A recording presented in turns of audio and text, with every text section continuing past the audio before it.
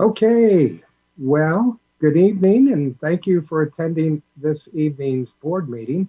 CMHA is holding its monthly board meeting virtually via webcam and teleconferencing on Tuesday, February 23rd, 2021, as approved through Ohio's novel coronavirus response bill, which directly affects how local governments throughout the state operate in conducting public business. These sweeping changes were originally approved Thursday, March 27, 2020, and extended until July 1, 2021 via House Bill 403, approved November 19, 2020.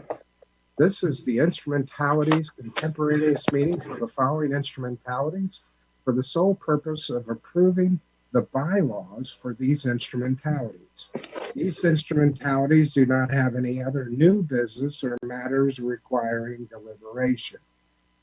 The meetings of the following instrumentalities: Laurel Homes 1, Lincoln View Incorporated, Reserve on South Martin, Southwest Ohio Housing Development Incorporated, Cary Crossing Development Corporation, West Union Square Development Corporation, Sutter View Development Corporation, Pinecrest Rad Development Corporation, Park Eden Evanston LLC, Park Eden Apartments Development Corporation, Marianna Terrace Development Corporation, and Bennett Point Development Corporation are hereby called to order. Roll call for attendance. Ms. Mitchell is not with us. Yes, I am. I'm here. Oh, I beg your pardon. Okay. Roll call, Ms. Present. Mitchell. Thank you. Mr. Weedman. Present. Mr. Harris. Present. Mr. O'Donnell. Present. The chair is present. We have a quorum. Commissioners, have you reviewed the January 26, 2021 minutes for these instrumentalities? And if so, are there any corrections? Mr. Chairman, Please. point of order. I've just noticed we have somebody who is calling in and they're not identified or they are identified only by their phone number. I'm just wondering if we can identify all parties who are at the meeting. I believe that's Marquita. Marquita, you're 6722, is that correct? No, it's Lisa. I'm sorry. Lisa Thomas, sorry. Yeah. Oh, there you are. Okay. Okay. Sorry. All right. We ready to proceed? Yes, thank you. Very good. Okay. So is there, not hearing any corrections, is there a motion to approve the minutes for these instruments? Motion. Second. Second. Thank you. Roll call. Ms. Mitchell, Aye. Mr. Weedman, Aye. Mr. Harris, Aye. Mr. O'Donnell, Aye. and the chair votes aye. The motion passes. The CMHA Legal Department has prepared the bylaws for these instrumentalities and presented those bylaws to the board for review under separate cover.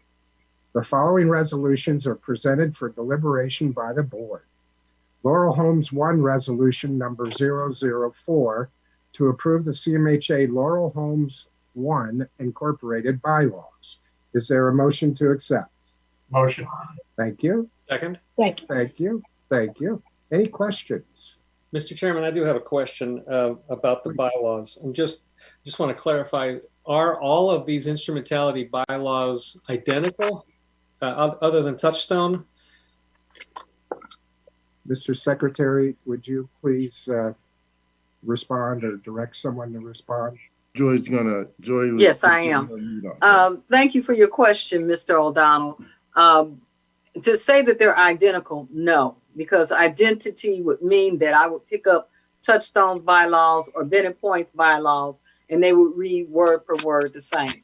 What we did in this instance, the legal department and our recommendation is to make certain that the key aspects of each bylaws were the same, so that the board of directors of the bylaws would consist of the CMHA board of directors, that the term of office would be synonymous with the CMHA commissioner's term of office, and that the officers for all of the, I said bylaws, but I meant instrumentality. All of the instrumentalities would be the president, the vice president, and those positions would correspond with the chairperson and the vice chair, and that these instrumentalities would have as the CEO, secretary, the CEO of the housing authority, and that the chief operating officer would be the treasurer of those instrumentality. We also made certain that there was a delegation of duty clause in those, where upon the CEO had the responsibility, somewhat similar to Mr. Johnson's responsibilities as CEO of CMHA, to do the day-to-day. The annual meeting, that was one change that we wanted to incorporate in all of these bylaws, so that they would all meet on the third Tuesday of December. As you realize, that is the same meeting day of the CMHA annual meeting. So those were the 35,000 foot level of the changes that were incorporated in the bylaws. Okay, I have a question about this is just a nomenclature question, referring to the officers of the corporation as president, vice president, secretary, treasurer. So those positions equate to the chair and vice chair, secretary, and treasurer of the CMHA Board of Commissioners. Is that correct? That is correct. So is there some reason why we don't use the same terminology to like, you know, instead of president, chair, or, I mean, one of the things that we wanted to do, Mr. O'Donnell, in making these bylaws synonymous, but not necessarily identical, is to do so in a way that we would, that the board can make these changes without necessarily having to go back. Some of these bylaws were approved as part of our RAD deals, and to go back and make any more than these changes, we would necessarily have to go back to the investors who may be in those deals. Yeah, but Joy, what his question was is that why are the titles different? And I believe, and correct me if I'm wrong, Joy, the simple answer is because when you have the instrumentalities, their titles are synonymous with what that instrument, because it's instrumentality. Because it's CMHA, it's a public housing authority, you're referred to as commissioners. That's the only reason that the titles are different. So usually in a instrumentality, you don't have a commissioner, you have a president and a vice president. So we wanted to keep the same correlation between the two. That's the only reason the titles are different. Okay. So are all the instrumentalities structured as corporations? Yes, I think there's one that is actually an LLC when you talk about the older ones, Lincoln View. Okay, so when we look at the officers of these instrumentalities, we're referring to the president is the president of the board. It's not the president, the executive officer of the organization. Right. No, Correct. the executive officer of the organization, the CEO, would be Mr. Johnson. Okay, just wanted to clarify that. Thank you for your questions. That was a good question. Yeah, it's confusing. Like the secretary of our board, Ed, is Greg. Right. So the nomenclature is relevant to each organization. Right. Even though the positions are largely the same. Mm-hmm. Any other questions? Yeah, so this is Reggie. Either Joy or Greg. How I recognize that the bylaws have to reflect, the different instrumentalities, and maybe this is an ignorant question. Where do the bylaws come in terms of like, when is it, can you describe to me a moment where we're like, okay, we have to fall back to the bylaws? Like, is it in a moment of dispute? Is it in a moment, like, help me to understand, like, when those bylaws are going to come into effect over the course? Like, will the bylaws matter if things are smooth sailing, or like? The simple answer is they come into effect when you get an audit. So we're going to get an audit on all of these. And the first thing the auditors are going to say I want to see your governing document. Your bylaws is your governing document. Your bylaw says this is when we're going to have a meeting. This is our frequency of our meetings. We're going to take notes. We're going to have a quorum. What constitutes a quorum? So it's your governing document. And so every year, that's why we review them every year, because that's the first thing the auditors ask for. Okay. Got it. Great. Okay. And we as commissioners take comfort in the fact that these bylaws are revisited on an annual basis and updated as necessary so that they are operative and consistent when called upon to determine answers to questions. So not hearing no more questions, did I get a motion and a second to resolution 004? I do have one more question. I'm sorry, but that's okay. Go ahead.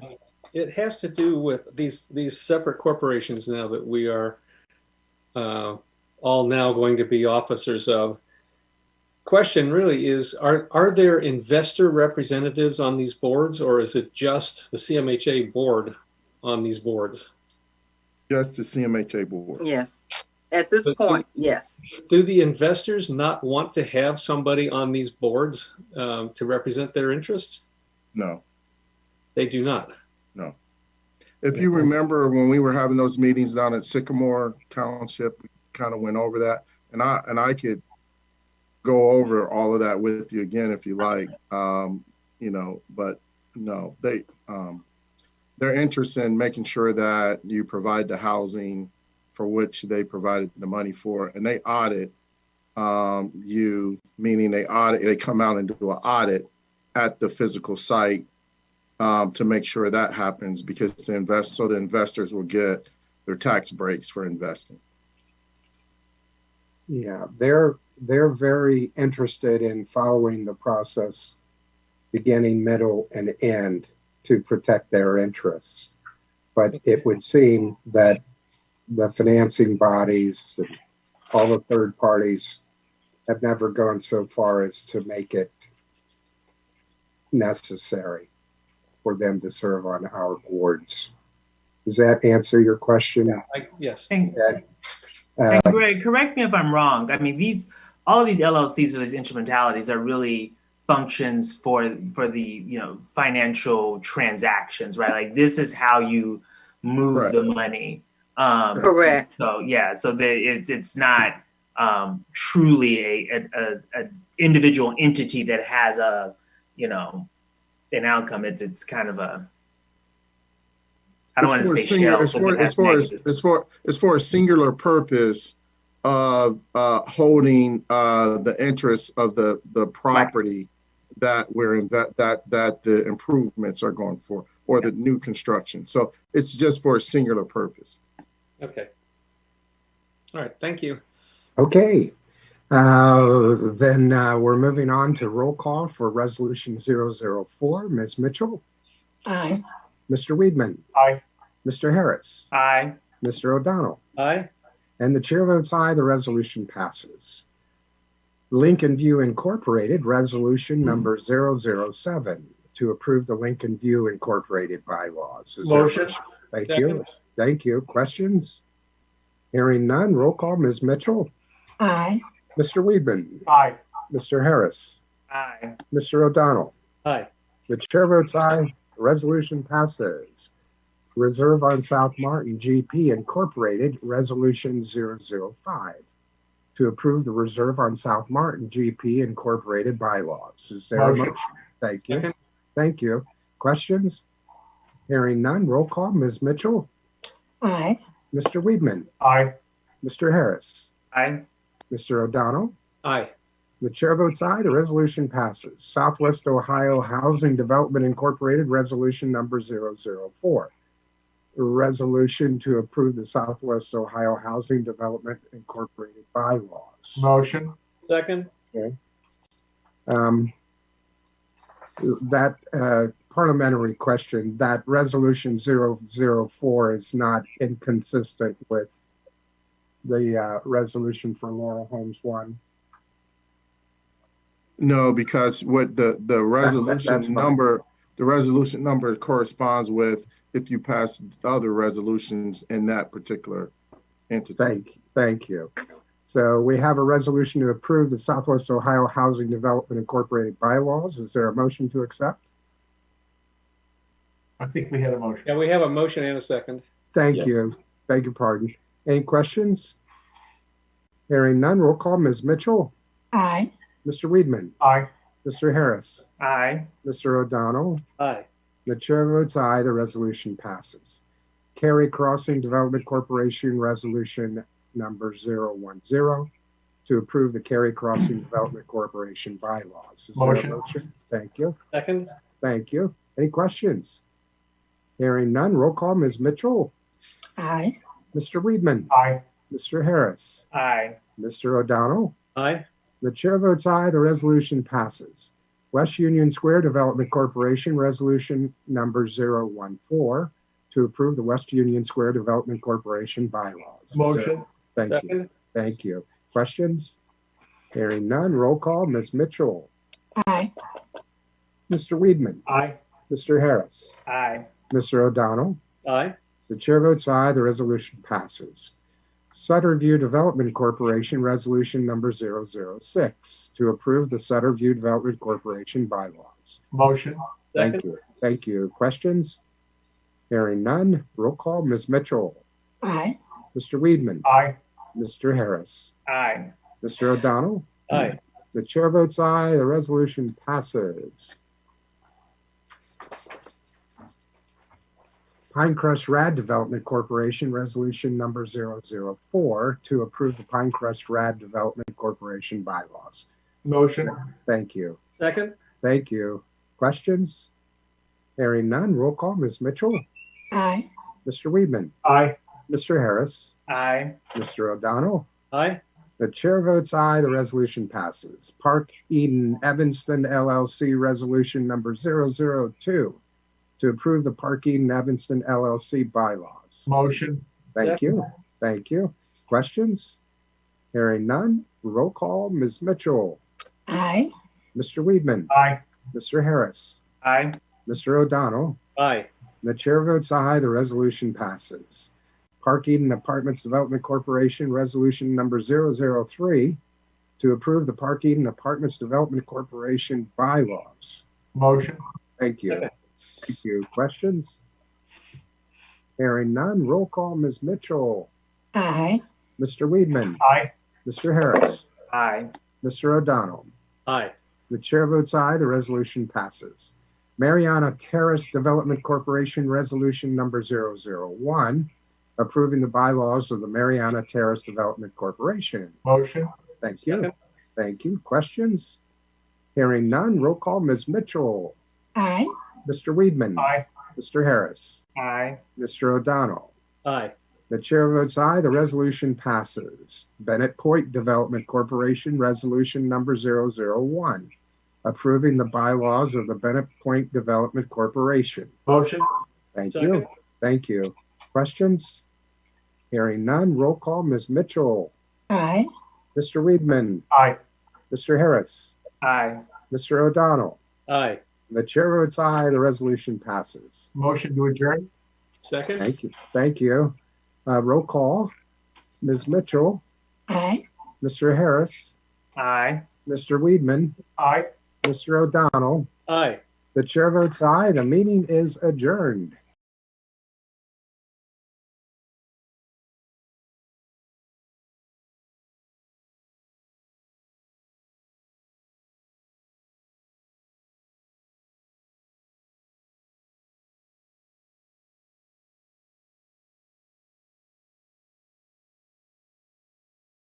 Now we move on to the regular meeting of Touchstone Property Services Incorporated for Tuesday, February 23rd, 2021. The meeting is called to order. Roll call. Ms. Mitchell, Present. Mr. Weedman, Present. Mr. Harris, Present. Mr. O'Donnell. Present. The chair is present. We have a quorum. Item 3 is approval of the minutes. Is there a motion? Motion. Thank you. A second? Second. Thank you. Any corrections to the minutes? Hearing none. Roll call. Ms. Mitchell? Aye. Mr. Weedman? Aye. Mr. Harris? Aye. Mr. O'Donnell? Aye. And the chair votes aye. The motion passes. Item 4 is approval of bylaws. Resolution number 120 to approve Touchstone Property Services Incorporated bylaws. Motion. Thank you. Thank you. Any questions? Hearing none. Roll call. Ms. Mitchell? Aye. Mr. Weedman? Aye. Mr. Harris? Aye. Mr. O'Donnell? Aye. The chair votes aye. The resolution passes. Item 5 is discussion of recommendations. Resolution number 121, approving the financial report for the month of January 2021 with election losses. Is there a motion to accept? Motion. Thank you. Any Second. questions? Hearing none. A roll call. Ms. Mitchell? Aye. Mr. Weedman? Aye. Mr. Harris? Aye. Mr. O'Donnell? Aye. The chair votes aye. The resolution passes. Now, resolution 122 to approve the monthly financial statement for Hamilton County Affordable Housing, Springdale Senior Limited Partnership, DBA Baldwin Grove, the Reserve on South Martin, Cary Crossing, West Union Square, Sutter View, Evanston, Pine Crest, Park Eden Apartments, City West Retail, and Touchstone Property Services for the 1 month ending January 31st, 2021. Is there a motion to Motion. accept? Thank you. Second. Thank you. Any questions? Hearing none. Roll call. Ms. Mitchell? Aye. Mr. Weedman? Aye. Mr. Harris? Aye.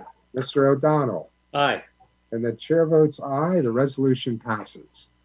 And if there's no other business to come before the board, may I have a motion to adjourn the Touchstone Motion. Property Services? Thank you. Second? Thank you. Any questions? Hearing none. Roll call. Ms. Mitchell? Aye. Mr. Weedman? Aye. Mr. Harris? Aye. Mr. O'Donnell? Aye. And the chair votes aye. The resolution passes. The Touchstone Property Services Incorporated meeting is closed.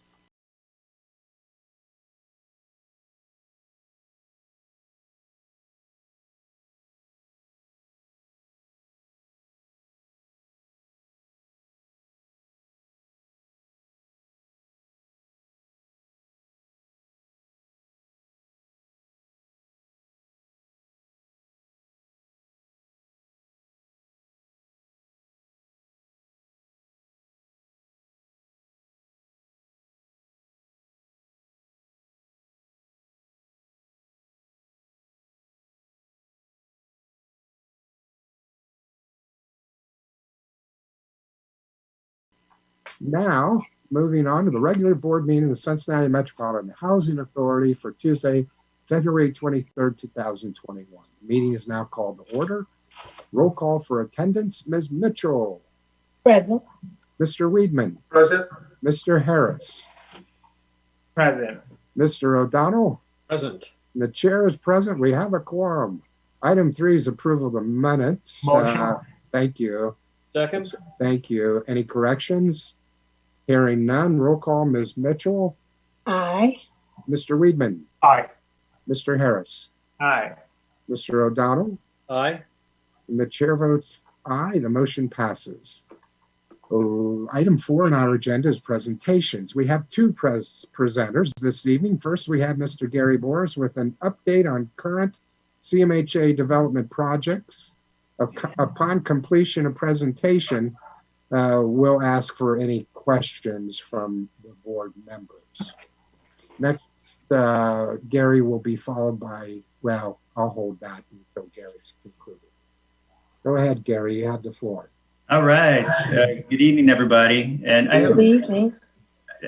I have a pretty straightforward presentation. So if you have questions as we go through on each slide, just let me know. I divide up into 3 parts, just the projects we just finished, the developments that we're currently undertaking, and the ones in the pipeline. So we can go to the next slide. Okay, so recently completed developments, go ahead. So Sutter View just finished this one in January, this past January. It's 114 units and 22 buildings in the English Woods neighborhood. Just as an aside on this one, I think we tried to pick the most complicated development that we could possibly find to begin our RAD conversions with, because this one was very difficult.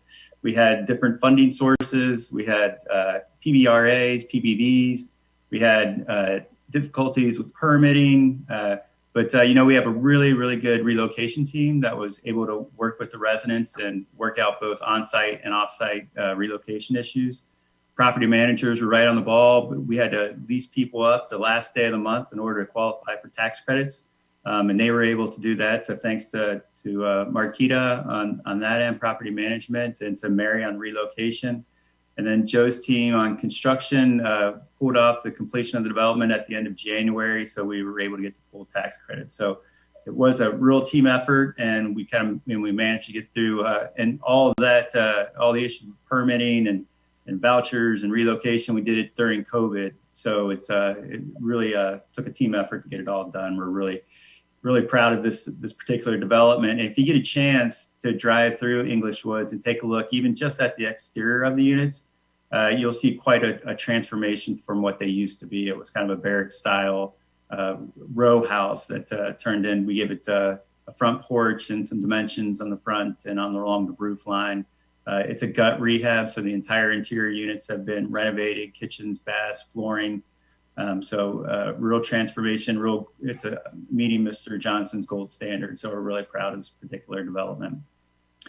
I agree with you. It's a fabulous development, and it's nicely secluded too. Recently, I noticed the county auditor has reassessed properties, and one of the neighborhoods that fell in value slightly was this one. Not necessarily our development, but how does that dynamic impact the financing and other challenges that you have to deal with? So when we calculate the taxes on our pro forma, we pay what's called pilot and not property tax. So we're paying 10% of the rents paid at the site. So that's a pretty standard number. I mean, we have a pretty good indication of what that's going to be. So if the property value fluctuates, that doesn't affect our pro forma much. Okay. Thank you. Sure. Move on to the next slide. The Evanston, not quite as complicated. This one was 100 units, just one building. It's in the Evanston neighborhood, just across the street from Xavier University. This was a debt-only RAD conversion, so there were no tax credits. So although we wanted to get it completed in a timely manner, we weren't facing the tax credit delivery component that the Light Tech brings. So the development was $3 million in TDC. We had new bathrooms, flooring, paint, electrical systems, cabinet and countertop replacement. So it also just finished this past January. So this one all finished up, and we're having the grand opening next month. So again, this is our second one, and we're very proud of it as well. Gary, is this senior housing? Yes, it is seniors, mostly seniors. Okay. Mostly seniors live there, but it's not strictly, marketed to seniors. Yeah, my apologies, but it's one bedroom unit, so that gets mostly seniors in the building. Yeah, sorry. Okay. We'll go on to the next slide. Just as a side note, so Mr. O'Donnell, Mr.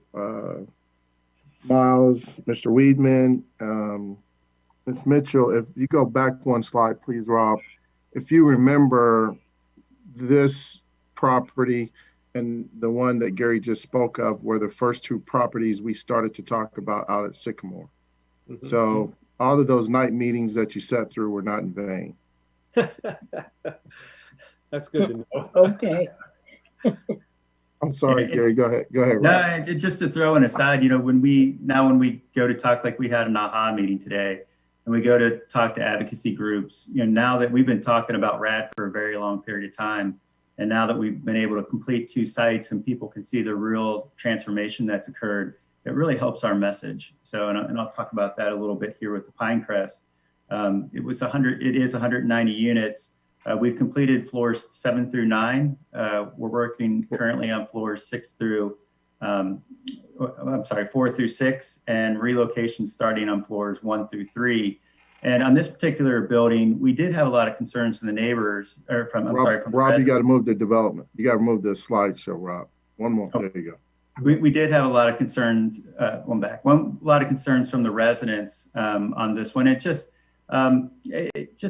was the fear of the unknown, I think, more than anything. And we had a lot of resident meetings, and we worked a lot with the resident council. And once we finished floors 7 through 9, and they were able to walk through a unit, we had an open house.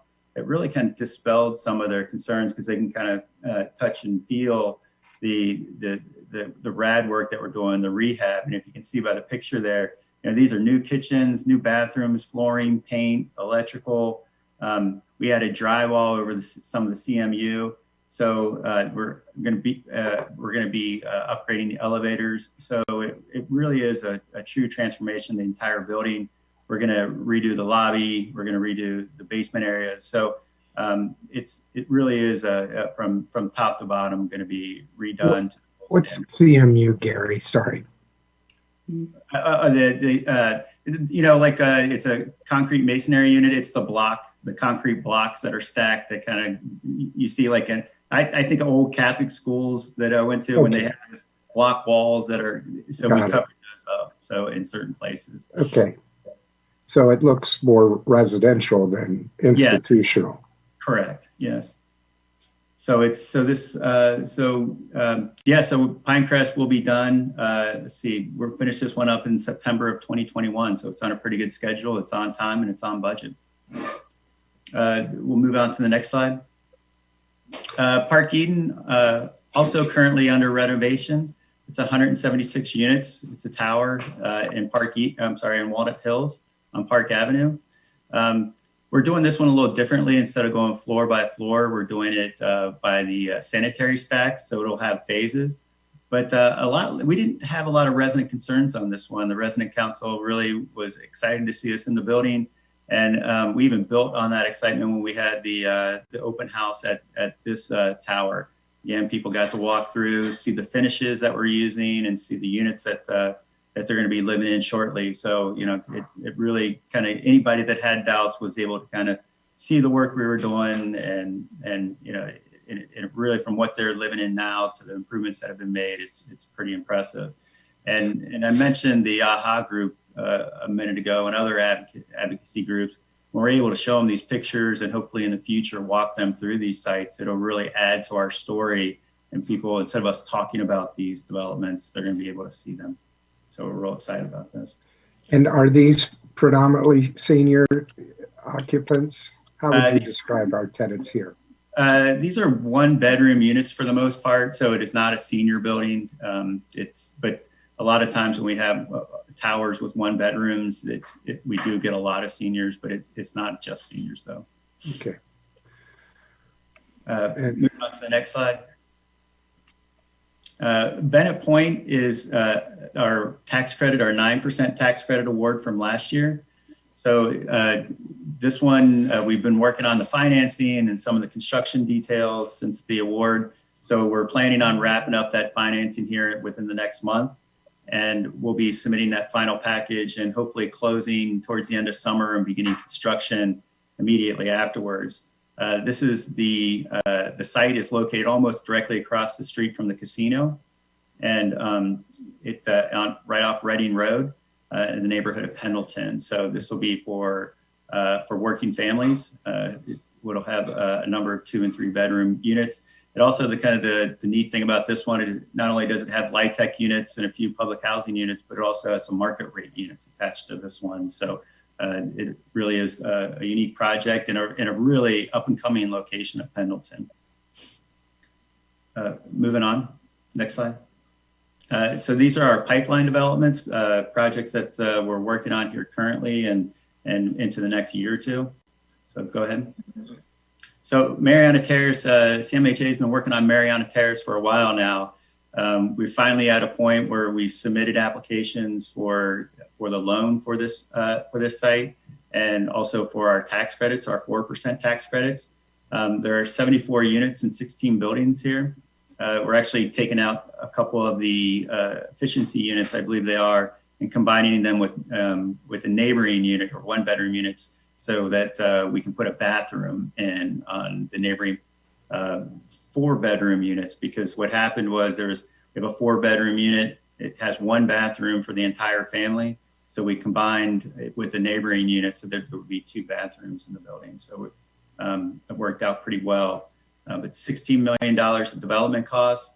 And you can see by the picture there, there really is going to be some transformation similar to Sutter View. We're putting some front porches on the building. We're giving the roof some dimension. We're also going to put some gazebos at this site. So there'll be quite a few upgrades here. It won't be an entire gut rehab, but we are going to replace a number of things in the interior of the unit.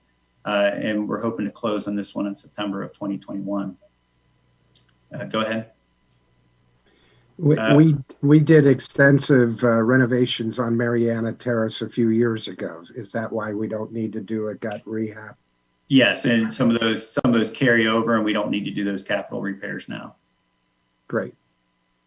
Horizon Hills is in East Price Hill. It's 32 units and 3 buildings. This one we call Ratomatic because there's no debt.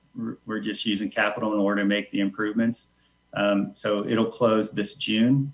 And besides some of the moderate repairs or replacement of the HVAC, we are going to put a playground. We're looking at putting a playground there because there are a number of families with children here.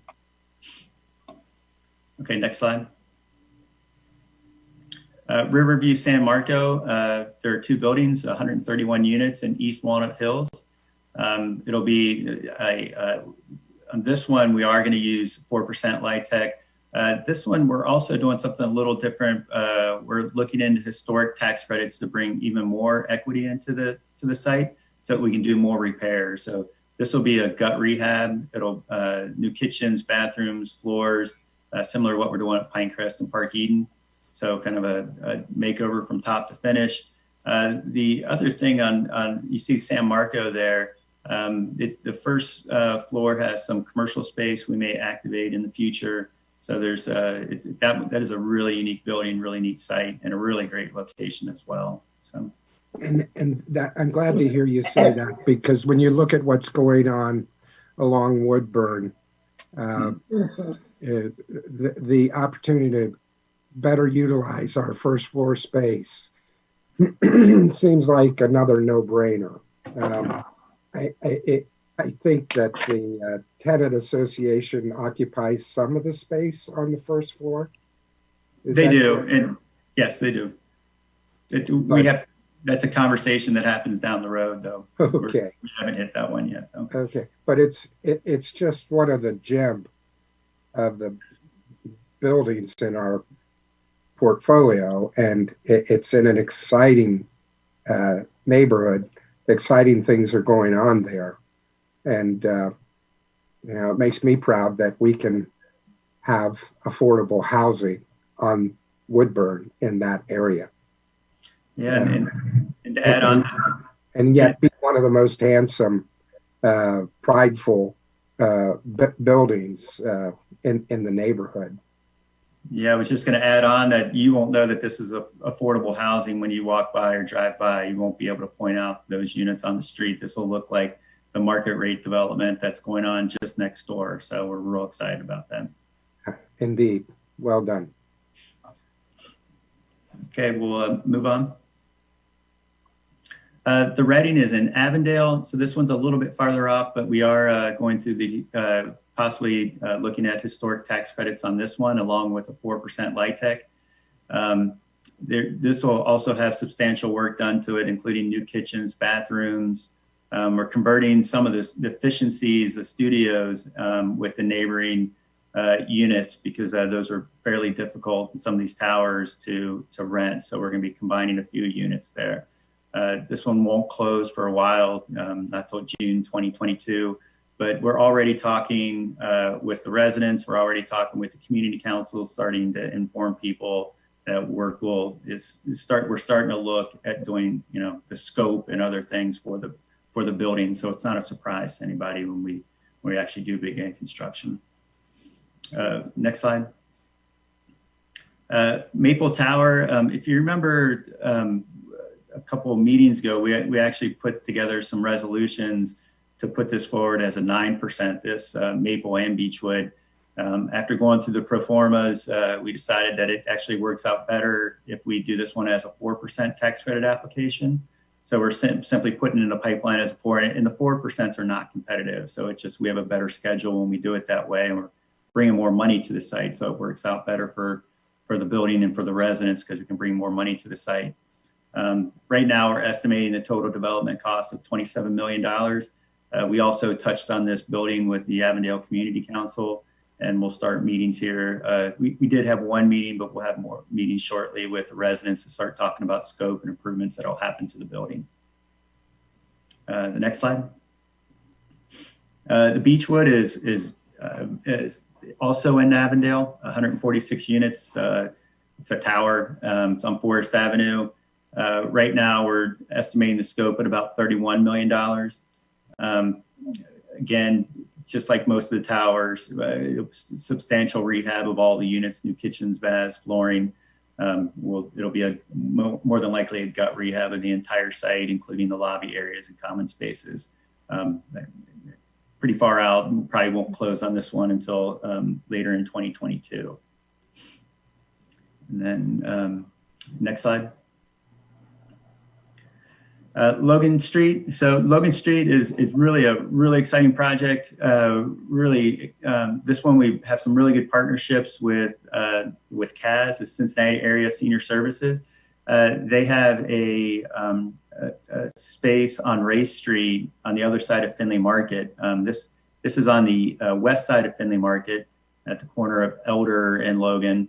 I'm not sure if you can see by the map there, but CAS is on the other side of Findlay Market, and we're working on an arrangement where they will occupy about 6,000 square feet on the first floor. And then there's another 2,000 square feet of commercial that CMHA would control. And then the 3 stories of that above that would be for seniors, 55 and over. So seniors will have the ability to use that center on a daily basis, and then the neighborhood would benefit by improving the space that CAS occupies. So pretty cool project. We actually submitted this application to the city of Cincinnati as part of their Fact 50 application. And we should hear next month if we are awarded or not. We did receive community council approval for this through OTR, which if you've ever done that before or seen those meetings, it can be very difficult. But they're as well, we're excited about the project and the number of affordable housing units we are bringing to OTR. So it's an exceptional project. The next slide. And then Northside Scholar House. This would be 50 units located on Dane Street in Northside. The estimated cost is $16 million. We're partnering with Cincinnati Union Bethel, who has a Scholar House currently in Walnut Hills. And these are very exciting projects. I think I mentioned before that this is for single parents with children. Their children go to the daycare provided inside the building, and then the parent goes to school full time at one of the local universities. And this is within walking distance of Cincinnati State and very close to UC. So it's and the idea is that the parent can work through their education and then become self-sufficient and move on to a better paying job, and then move out of the building and then replaced by another single household parent. So this project has been very successful in Louisville, and I think this would be the 4th in Cincinnati. And OFA loves funding these, so we're real excited about the partnerships we have on this. So, does HUD's total development cost? Does HUD allow a greater total development cost for projects of this nature? Like this? Yeah, so there is a cap when we apply for 9% tax credits, which this one is. We have a cap that we can't exceed. So on this one, we're right at the cap. But so it isn't HUD, it's more OFA that's watching our total development costs. Okay. And then so just wrapping up, all the slides that I've shown you equal up to about $220 million that we're putting into the local economy of City of Cincinnati and Hamilton County. So we're bringing significant development dollars to the locality, but we're also making huge improvements for our residents. So we're really happy to do the work, and I'd be remiss if I didn't thank my staff, because they do a lot of hard work on putting these projects together, and thanks for all the other departments who help us get these deals done. So thank you, everybody. Hey, Gary, great presentation. Yes. Is it possible for you to send that? I'm assuming maybe all the board wants it, but I'd certainly like to get a copy of that PowerPoint if you could send it to us. Yeah, Yeah. Gary Jump's going to send it all actually to you tonight. So you'll have it. You'll actually have it tonight. Gary Jump's going to send it. Perfect. Thank you. Yeah. Thanks, Gary. Gary, a couple questions. So first of all, yes, this is fantastic. I think that particularly, I live in the city, so I'm always thinking about this city perspective. And thinking about the work that we do. So one, Scholar House is right around the corner from my house, so I will be keeping out an eye on construction and make sure that's on time, because I can just peek out my back window. So we'll know that project's on time, because I will project manage that. And I'm very excited about the Scholar House model. I think it's a fantastic model. But I think there's a couple things that we're doing that I just want us to be positive contributors to the discourse, to the discourse. So one, we have the amount of development, the amount of investment we have done in terms of redeveloping properties in communities is important, right? It's important to our city, it's important to our neighborhoods.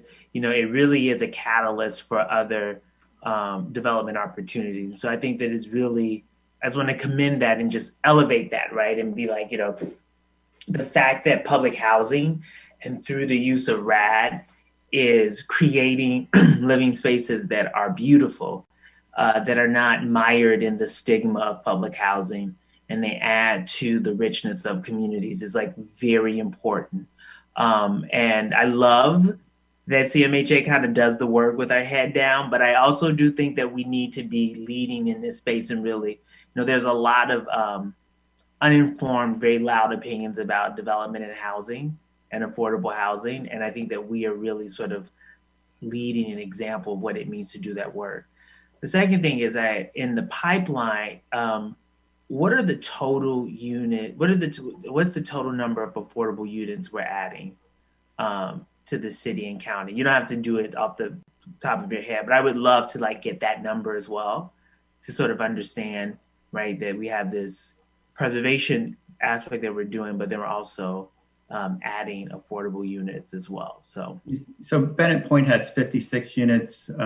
Logan has 45, and Northside has 50. So you're 150-ish, yeah. Love that.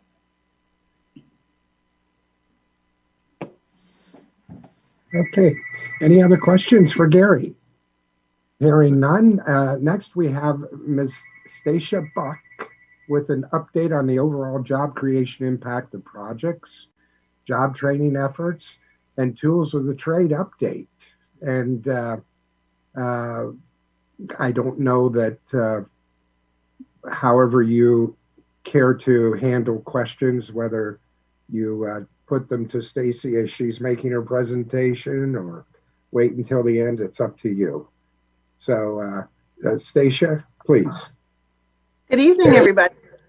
So it's right before Stacia gets going, I just want, as Rob is getting the PowerPoint up, I want to keep in mind, we're going to be further coming back with another presentation about the preservation in the county units as well. And then Rima's going to touch on probably our largest project, which is Choice Neighborhoods in the West End. So Gary went through a lot, but we actually have a lot more to talk about in the space of preservation and development. So I just wanted to make sure we kept that in mind, because we're working with two large developers.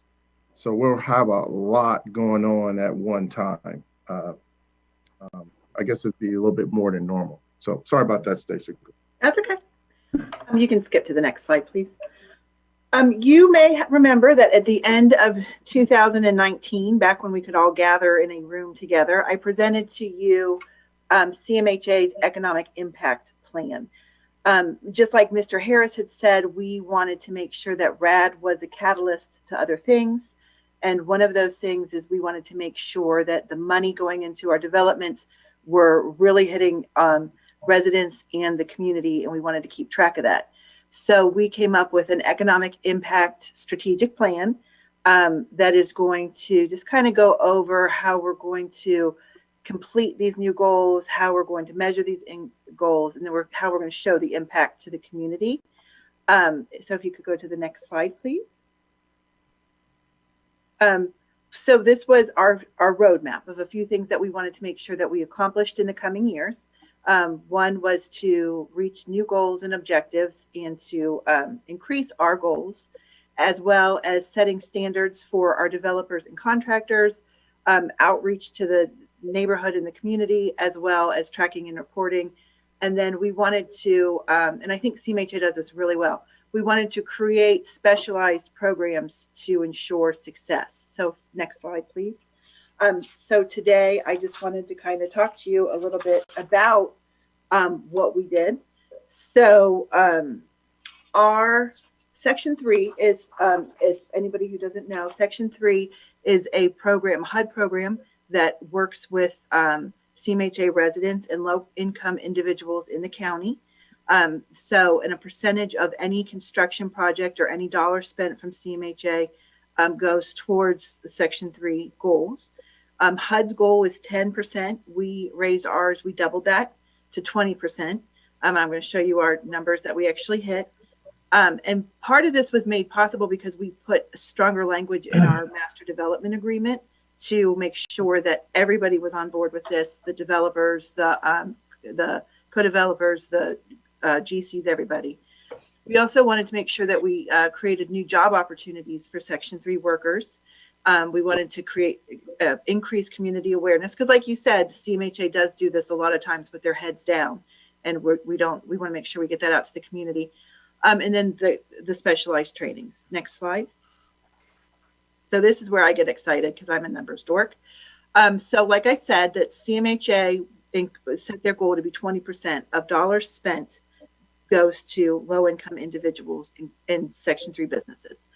So, and for the year of 2020, from January to December in 2020, during the pandemic, for CMHA dollars spent, 61% of those dollars went to low-income companies, Section 3 companies. So over $4 million was spent with those companies. Now with the RAD projects, as much money as we are spending, and I guess Gary just told you that we're going to spend, 26% of the dollars so far have gone to Section 3 companies. And these are actual dollars spent, so not just contract awarded. So that number is going to keep increasing. Next slide. And this is really exciting. This is, so far with the 4 RAD projects that we have created 26 new jobs for low income individuals. So these are individuals who are either who are public housing residents or fall into the low income guidelines for Hamilton County. Not only did we create 26 new jobs for them, but I have a little note here. So because these are prevailing wage jobs, the base rate for residential, which is 4 stories and under, is $23.40. And the base rate for buildings over 4 stories is $38.65. So we're not just providing jobs that are $10 an hour. We're providing jobs that are a livable wage for people. So they're really going to be able to make a change of this. And that's something, these numbers too. So as Park Eden and Pinecrest keep going, those numbers will increase because we're still hiring new people. So look for those 26 new jobs to hopefully double soon, hopefully. Next slide. So our goals for MBE and WBE which are minority-owned businesses and women-owned businesses. HUD's goal is 20% for minority. There is not a goal for women-owned businesses, but CMHA took it upon ourselves to set a goal. So with all the work that we're doing with RAD and with our great numbers, we have really surpassed those goals. So we're at 38% for minority-owned businesses, and we're at 13% for women-owned businesses, which tends to be our biggest struggle. It's the most difficult. So for us to get 13%, we're quite excited. Next slide. Stacy, are any of these employers in enterprise zones? Federal enterprise zones? I'm going to say yes, just because we cover such a wide area. I can't imagine we wouldn't be in an enterprise zone, but I don't know the exact number. I can just try to check for you if you'd like. Not tonight, but sure. Okay. Well, okay. The notion is that as you're improving yourself, you're not, the glass ceiling can be removed as well, so that as you're improving yourself, tax burdens don't limit your ability to stabilize as a business and make it to the next level. Yeah, that is a tricky thing that we face with anybody. Like when they get to a point where they're starting to make money, we want to make sure that we're helping that process, not hindering it. Yeah. So, yeah, but if you want, I can look into those numbers later for you. Yeah. Okay. I think that's a significant tool compared to some other things that are conceived to address poverty. But please continue. Okay. So with everything that happened with the pandemic, we kind of had to change how we did things a little bit, like everybody else. So community awareness was a big thing for us. So we do Zoom meetings, we do Microsoft Office meetings or Microsoft Team meetings, Eventbrite. We still reach partners with the chambers, with the area social service providers. We're just doing a little bit differently than we did before. But we have definitely increased the community awareness. But it, like I said, or like you said, Mr. Harris, it is something that CMHA we can strive to do better, because I think a lot of people don't see all the great things that we do. Next slide. Okay, so this one is my favorite slide. I know it has a lot of words, but so we wanted to create some programs that were designed to help the MBEs, WBEs, and Section 3 businesses. We wanted it to be something that they had feedback on, so they could tell us what they needed and we could help them. The first one is the Business Tools Assistant Workshop. This is a workshop where we invite businesses in. We talk to them about how they can best win federal contracts, to ensure business with CMHA. And then also we connect them with individuals and resources that they may need. So one of them was a lot of small businesses that we work with, Section 3 businesses, had issues with financing. They had a financing gap. So we put them in touch with individuals who could help them there. So just anything they were saying that they were struggling with, we kind of tried to come up with this business tool to help them so that they had more tools in their arsenal. Mm-hmm. The virtual pre-certification workshop. So we've partnered with the African American Chamber and other service agencies, City of Cincinnati, ODOT, places like that, to work with the businesses so that they know the benefits of becoming certified. So if they're certified Section 3, if they're certified MBE and WB, what are the benefits and how do they get the certifications? Because sometimes it can be quite tedious. So it's a step-by-step instruction that works with the actual companies that are asking for this information on what they need to do to get the certification so that they can increase and grow their businesses. The third one is the virtual Thursday talks. So we partnered up with the Small Business Administration and we cover different topics for businesses that are geared toward how to develop a business during a pandemic. So we've had really good feedback with this one. This coming Thursday, we have our next Thursday talk, and we have 78 people already registered for that class. We have a licensed therapist is coming in to give tips on how to grow a business during a pandemic. So I think that's something, I think a lot of people are struggling right now. So I think this is something that people have reached out to us and said, hey, you know, we're a small business. What can we do? So we're getting the experts on board to talk with them, to help them grow their business during this trying time. And then the fourth one is the tools for the trade. And this program is just great minds from CMHA coming together with ideas. It started with Joe and Rima talking about, wouldn't it be great if we had a program, a construction training program, where at the end when they graduated, we could, whatever field they wanted to specialize in, we could get them all the tools they needed. So if it was carpentry, we could get them all the tools they needed. If it was a janitorial business, we could help them with that too. So that's where it started. And then we developed a partnership with Lowe's. Lowe's is on board to help us with the training. They're on board to help us with the supplies, and they're also going to supply the tools at the end of the training for the individuals. Wow. So we've also partnered with some service agencies because we want to make sure this is a holistic approach to training.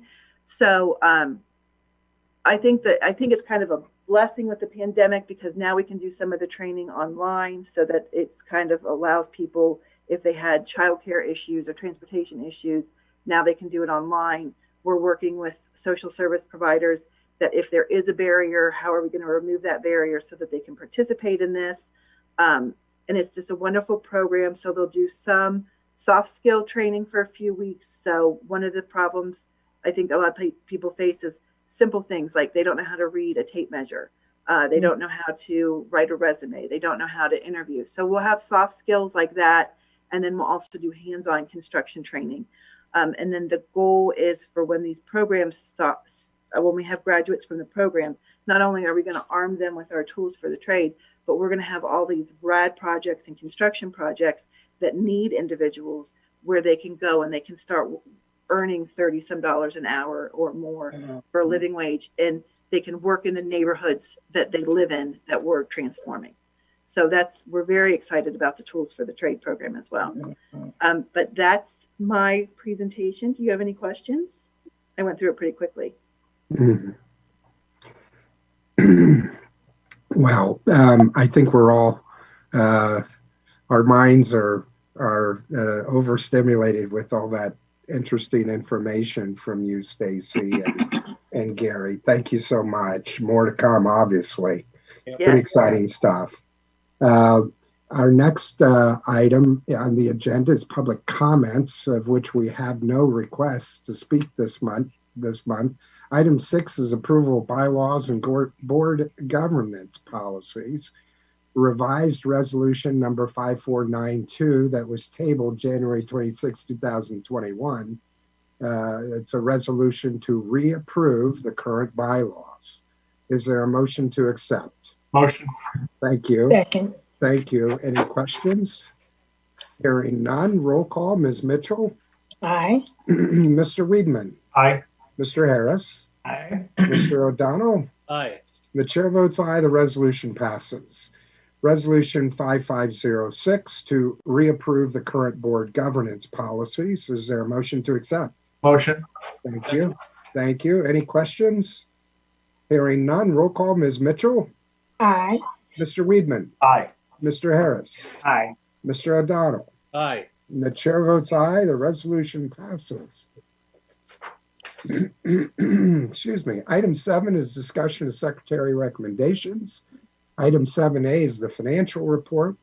I'd like to ask that we consider resolutions 5507 and 5508 together. Are there any objections to that request? Hearing none, I'll read each resolution with opportunity for questions and discussion after reading the resolution and an update from Rima. We'll vote on both resolutions at the conclusion. So resolution 5507, approving the bad debt write-offs for January 2021. Any questions? Hearing none. Resolution 5508 to approve fiscal year 2021 January financial statements for the CMHA. Is there a motion to accept both resolutions 5507 and 5508? Motion. Thank you. A second? Second. Thank you. Any questions? Is there a reason why we're doing these together? In the interest of time. Okay. If there are any objections, we can break it apart. No. Okay, great. Roll call, Ms. Mitchell, Aye. Mr. Weedman, Aye. Mr. Harris, Aye. Mr. O'Donnell, Aye. and the chair votes aye. The resolution passes. We've got a bit of a heavy agenda tonight, and I just thought everyone might appreciate if we were to consolidate where we have the opportunity. Item 7B is request for approval to solicit bids for the following items, of which we have none this month. Item 7C is resolutions to award contract renewals. Again, I'd like to ask that we consider resolutions 5509, 5510, and 5511 together for the same reason as previous resolutions. Are there any objections? Okay, great. I'll read each resolution with opportunity for questions and discussion. Then we'll vote on all of these resolutions at the conclusion. Excuse me. Resolution 5509, authorizing the CEO of CMHA to sign the first one-year contract extension option for solicitation 2020-1001 for locksmith supplies and equipment with IDN H. Hoffman Incorporated, a division of IDN Global Incorporated, in a not to exceed amount of $100,000 annually per maximum 5-year contract funded by operational funds, administrative fees, management services funds, capital funds, and grants. Any questions? Hearing none, moving on to Resolution 5510, authorizing the CEO of CMHA to sign the first one-year contract extension option for solicitation 2020-3001 for security camera systems with Ocean 10 Security LLC in a not to exceed amount of $500,000 annually per maximum 5-year contract funded by operational funds, administrative fees, management services funds, capital funds, and grants. Any questions? I do have a question about this one, Mr. Chairman. Please. I was wondering if this is a not to exceed amount of 500,000. I ask this question a lot. What is our actual cost for this on an annual basis, or what does it run just approximately annualized? So last year we spent $81,600 for one site, and I will defer to Joe for the other sites that he has planned. So I have one site coming up that is $178,000, a second site that is $142,000. So it all depends upon how many systems are being installed. These are self-contained camera systems. And some sites, because their size, require more of these systems to make sure you are capturing everything that needs to be captured. Is your second and third example there, are those new installations? Those will be new installations. One is at Horizon Hills, the other one Marianna Terrace. Okay. And will our partners at Cincinnati Police be monitoring these cameras? They do have access to monitor. So it all depends. These record and store images for 30 days. So if there is an incident that the police need to, they can certainly access it, but they can also gain control and seize it if there is an incident and they want to see it live. So they are notified of all of these. And all of these installs will have license plate readers, which will help them as well. Wonderful. Great. But I want to make sure that I can't say that we have that at other sites, and we get very little assistance from the Cincinnati Police Department. And so if we were to call and say, hey, did you see that? They're not going to respond to us. And so even though they have the access, there's very little collaboration. So I wanted to make sure that, we said that. I don't want us to give the impression that they can see it and then they'll look at it and they'll know, come right out. That's really not how they work. Mm-hmm. If something happens, they'll probably come ask us, do we have it? We'll probably tell them you have access, and they'll go back and take a look at it if that's something they would like to do. And is that so-called, let's call it a gap in their attentiveness, is that due to their inability to staff well enough to monitor these things in more real time, or is there another reason? Could be. Yeah, I think that's a huge reason, especially in today's world. But I know in the past, they just have certain hours and certain things they look at. Fortunately, I had the opportunity to go to Radcliffe, where they actually view all these once. It is an amazing thing, but they do not have a person sitting there looking at all these things all the time. Yeah. Greg, that's my question for our security cameras. One, so I guess my one question is, how long do we keep footage for? 30 days, as Joe said. So 30 days, okay. But that answers it. Okay, so we do keep it for 30 days. Okay. Yeah, we've had instances where something made Stanley Row, and the police department says, hey, did you guys catch that, or do you have that? And we let them view the film. Sometimes we've been successful. We did have it. They were able to capture it, see who the perpetrator was and things like that. And then we just had an incident at a site, and we asked the question, and we still haven't gotten an answer whether they saw it or whether they captured it, and it's through the license plate readers at Millville. So it's sort of when they really want something from us, they communicate heavily with us. Vice versa, it's kind of hit and miss a little bit. Joe, don't I remember at one point when we were running an LPR at one of those locations where we used to get pretty good cooperation from the Cincinnati police, and I thought it broke off at some point. Maybe I'm wrong on that. So I think that's what Mr. Johnson was saying, is the Millvale location has a license plate reader. Yeah. That is actually part of the Ratcliffe location. So right. They do have total control of that. CMHA does not. Okay. And will they have control of these? I'm sorry. I heard Mr. Johnson asking something as well. No, go ahead. No, answer. He's asking will they have control of these, Joe? So again, they have the ability. It's whether or not they want to do that. Yeah. So when they're installed, they have login information that is provided to them. It's just a matter of whether or not they want to do it. And one of the neat things about this Ocean 10 system is it allows them to seize it. So if there's a CMHA employee who is viewing something, once the police log in, everybody else is locked out and they can control all the cameras. Okay. That's, again, if they so desire. But I think it's more along the lines of what Mr. Johnson was saying, is it's sometimes after the fact, right? That there's an incident, they see the cameras, they forget about their logins, they come to CMHA, can you do this? We tell them again that they have access. So sometimes that's where the collaboration comes together again. I mean, LPRs are working the best when they're active, not passive, right? I mean, yeah.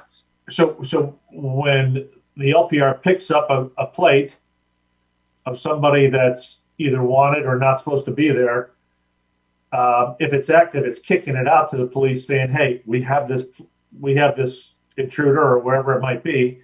But if it's passive, we say, oh, well, you know what? We think we had this guy in the lot last week. Can we go back and look at the camera? We got 30 days of video. Let's go check it out. I mean, the LPRs typically are the most effective when they're in the active stage, not in the passive stage. Yeah, you would be correct, right? But so again, the license plate readers I think are really important. It's for our cameras in the Oceans 10, it is passive. It is something that date stamps when a car's there, and then you can go to the recorded image as well and start to match those two things up. Okay. Greg, not tonight, but would you? I think these expenditures are well-purposed, but I'm concerned that we're not getting the biggest bang for our buck.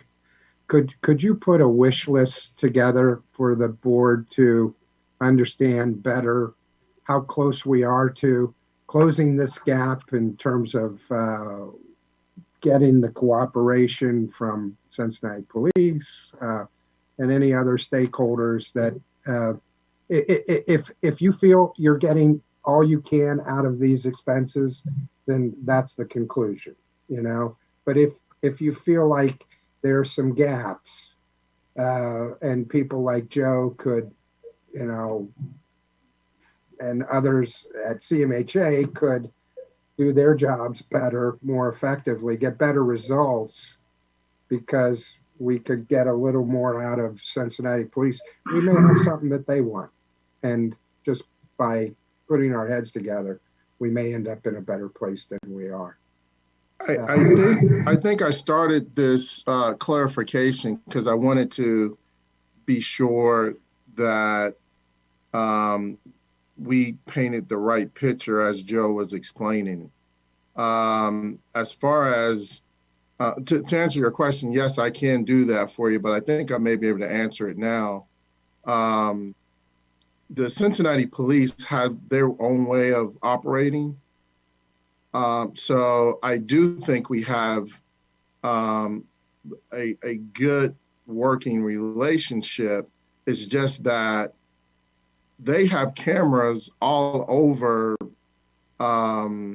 Those cameras come from all over, really all over all highways and all over the county, to be honest with you. So it's not just the city. At Radcliffe, they only, and those cameras go off constantly. They only go after who they want. They kind of use that as this person is frequenting this place.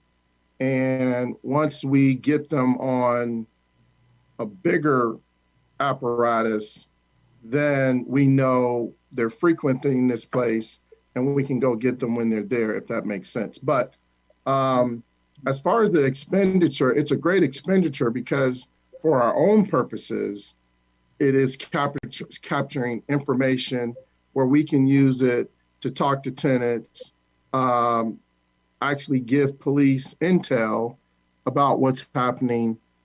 So it's a good expenditure because it's something that we watch and we can get intel information and look at times a day, provide that and work with the police department to get done what we want to get done. So I just didn't want you to think the cameras are there, they have access to it, so they're looking at it all the time like we are. That's all I wanted to do. But I can give further explanation if you like. But the expenditure itself, to have the monitoring system and have the ability, if something happens, to capture it and then be able to work with the police department is it really is worth it.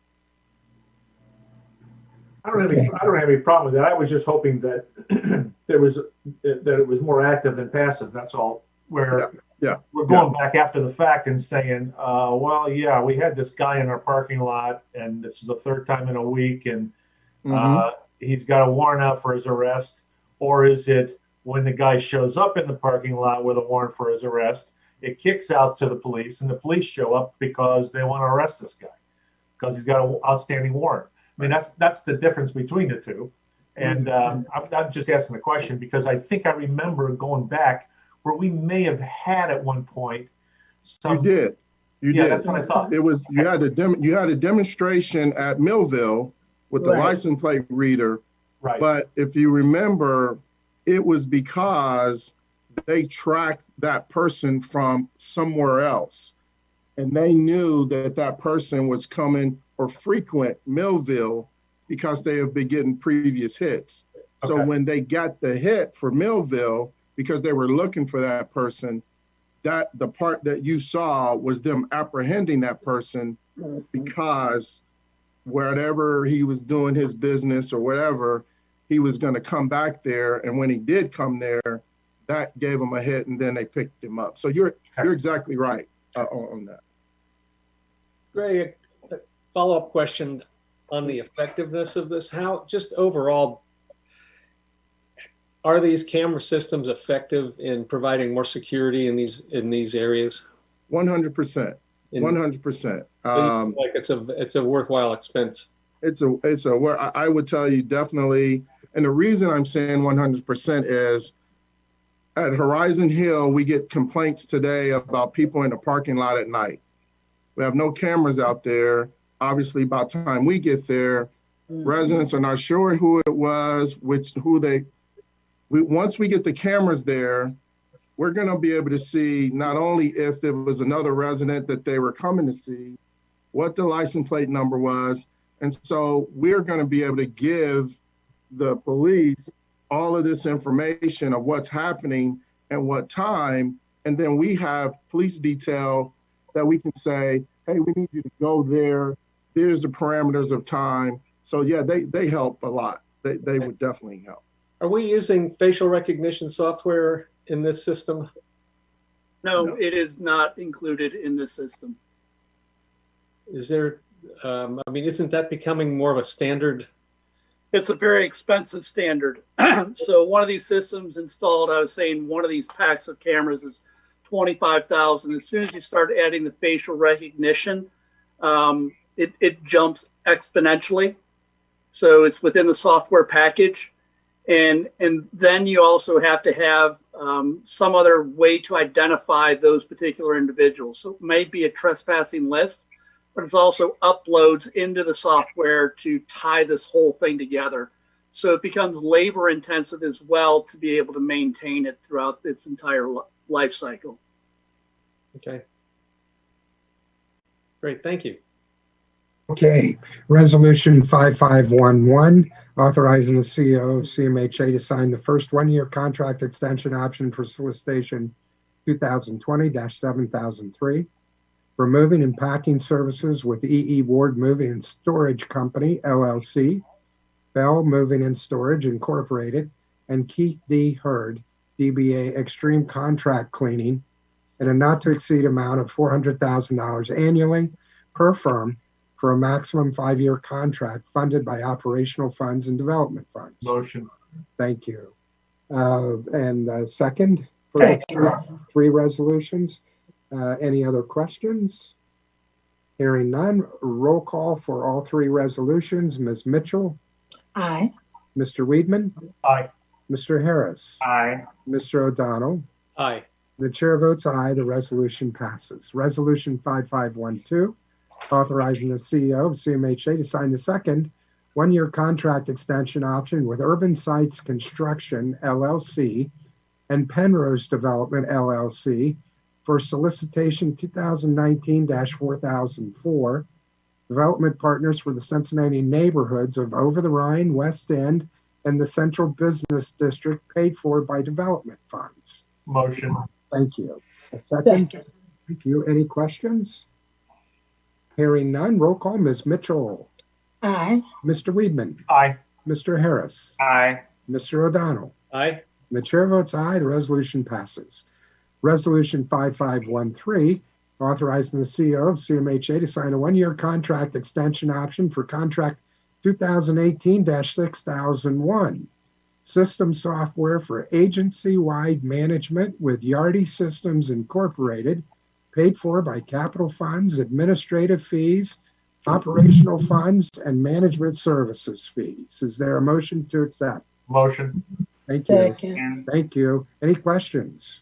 Mr. Chairman, there's no dollar amount mentioned in this resolution. Do we have an idea what the cost of this is? Yeah, I've gone through the all the expenses in the memo. So far, we've paid $1.1 million. The licensing each year is around $345,000, $350,000. There can be up to a 2 or 3% increase, and it's. Any questions beyond that? We've had a few change orders also as we've changed properties over to We added some additional licenses for the affordable side. That was something we did not purchase in the original purchase. So we're working with Yardi now for all the puts and takes, but some of the public housing side licenses will go down while the affordable licenses will increase. So we're still working with Yardi on the exact number. And are you guys using Yardi for some of the resident services stuff? Or do we have some of those extensions? We have the resident portal, Perfect. which we are in the process of rolling out.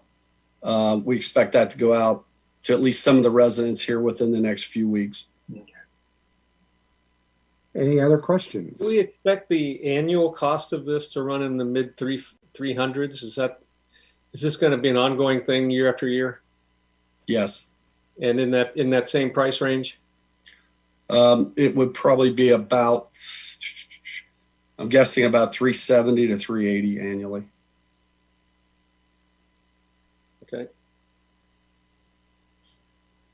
Any other questions? Hearing none, roll call. Ms. Mitchell? Aye. Mr. Weedman? Aye. Mr. Harris? Aye. Mr. O'Donnell? Aye. The chair votes aye. The resolution passes. Item 7D is adopt a resolution award the following construction contracts.